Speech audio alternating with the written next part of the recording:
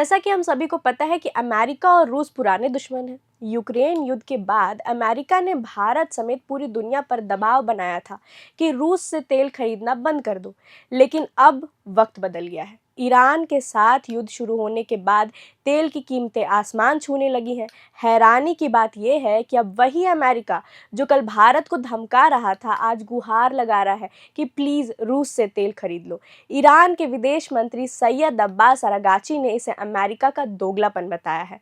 उन्होंने social media पर लिखा है कि महीनों तक अमेरिका ने भारत को डराया, लेकिन जैसे ही ईरान के साथ युद्ध शुरू हुआ, व्हाइट हाउस दुनिया के सामने रूसी तेल खरीदने की मिन्नतें करने लगा।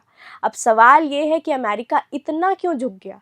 इसकी वजह है स्ट्रेट ऑफ हॉर्मुज़। 4 मार्च को ईरान ने दुनिया के इस सबसे महत्वपूर्ण समुद्री रास्ते को बंद करने का ऐलान कर दिया। यहाँ से दुनिया का लगभग 20% तेल और गैस गुजरती है। रास्ता बंद होते ही तेल की कीमतें $100 प्रति बैरल से पार चली गई। बाजार को टूटने से बचाने के लिए ट्रंप प्रशासन ने आनन फानन में एक बड़ा फैसला लिया। उन्होंने 30 दिनों के लिए उन रूसी तेल जहाज़ों कार्गो को खरीदने की अनुमति दे दी जो समुद्र में फंसे हुए थे। यानी 12 मार्च तक जो तेल जहाज़ों पर लोड हो चुका था, उसे जब 11 अप्रैल तक खरीदा जा सकता है। ईरान के विदेश मंत्री ने फाइनेंशियल टाइम्स की एक रिपोर्ट शेयर करते हुए बताया कि अमेरिका के इस डर का फायदा किसे हो रहा है? सीधा फायदा हो रहा है रूस को। रूस इस संकट की वजह से हर दिन करीब 1389 करोड़ रुपए अतिरिक्त कमा रहा है। सिर्फ 12 दिनों के भीतर रूस ने लगभग 1.9 अरब डॉलर की एक्स्ट्रा कमाई कर ली है। अनुमान है कि महीने के अंत तक रूस को 5 अरब डॉलर तक का मुनाफा हो सकता है। अरागाची ने यूरोपीय देशों को भी नहीं बख्शा। उन्होंने कहा कि यूरोप ने रूस के खिलाफ अमेरिका की मदद पाने के लालच में ईरान के खिलाफ अवैध युद्ध का साथ दिया, जो बेहद शर्मनाक है। इस पूरे तनाव के बीच भारत के लिए एक अच्छी खबर आई है। ईरान ने साफ कर दिया है कि भारत उसका पुराना और भरोसेमंद दोस्त है। ईरान ने भारत के झंडे वाले 2 एलपीजी जहाज़ों को सुरक्षित रास्ता दिया है। यहाँ तक कि सऊदी अरब का तेल लेकर आ रहा एक जहाज़ भी सुरक्षित तरीके से भारत पहुँचने वाला है।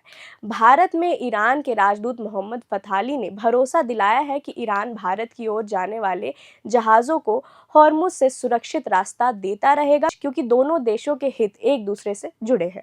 तो लब्बो-लुआस ये है कि युद्ध भले ही मिसाइलों से लड़ा जा रहा हो, लेकिन असली बाजी तेल और नैरेटिव के जरिए खेली जा रही है।